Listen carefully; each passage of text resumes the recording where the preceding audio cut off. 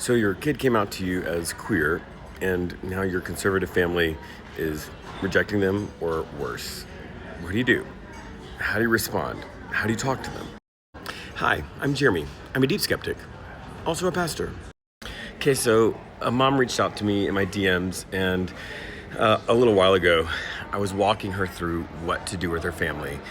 And I generally have two paths that I invite people to walk down in one book. But first, I want to say, if your instinct is to protect your kid from that family, that's the right one. When a queer kid comes out to their family, there's a 15% chance that they will unalive themselves or try to. And if that family rejects them because of religion, that doubles to 30%. So the instinct to protect your kid is the right one. And you know your family better than I do, but sharing that statistic with them can sometimes really help.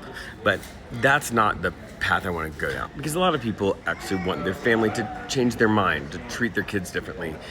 And that is possible. Like, people's minds are changed, and especially when these are family members, they're people that are going to be in their lives for a long time, in your lives for a long time. It's even more possible. So what I tell people is, first, don't think that you're going to need to convince your family in one conversation. You're going to have months, years to be around them. And so instead of thinking about trying to convince them in one conversation, imagine you're convincing them in 1,000 conversations. Small things. You don't start with, the way you believe the Bible is wrong. You start with small little observations, small little pieces that you can mention and have them respond and you respond, but something that's not going to be a fight. And you just add on to those little bit by little bit over thousands of conversations. And hopefully what you do is you just gradually bring them along. And the other thing that I encourage people to talk to their families about is to say, look, you can imagine that this is a really difficult time for my kid, and what they could really use is people encouraging them. And so what I invite them to do is to look for the positive things in their kid, right? Say, grandma, aunt, uncle, whatever.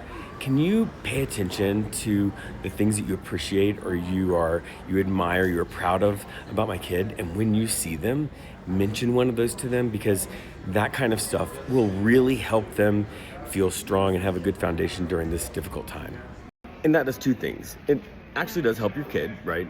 Feel more confident in who they are, and that this family that is being weird about this one part of their life actually does love them and care about them, and it can help them to sort of dismiss that one thing as this weird thing that's going on and we don't understand, but know that they are loved and supported by that family.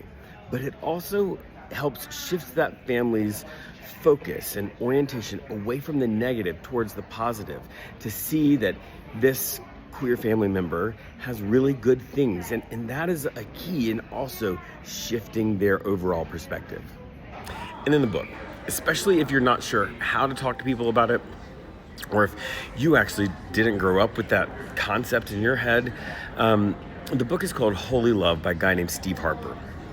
He's an academic, but he used to be not inclusive and affirming, and then he made that pivot in his own theology, in his own life, and he wrote a book about it. And so it's a really short book, but it is someone who knows how to speak evangelical, and someone who has made that turn themselves so they are able to communicate it in a way that's accessible and will help you understand what it is that the people in your life who believe this are processing, how they're thinking about it. And if you're able to share that statistic that I mentioned at the beginning with your family, you can say something like, look, I know you have a lot of beliefs that you would like to share with my kid, and I am totally open to that, but can you just choose to not share this one belief that makes them want to unalive themselves? Like, it's a low bar, but I think they can clear it. And especially if they love your kid and they know that that could really damage them, I don't think they want to be responsible for that.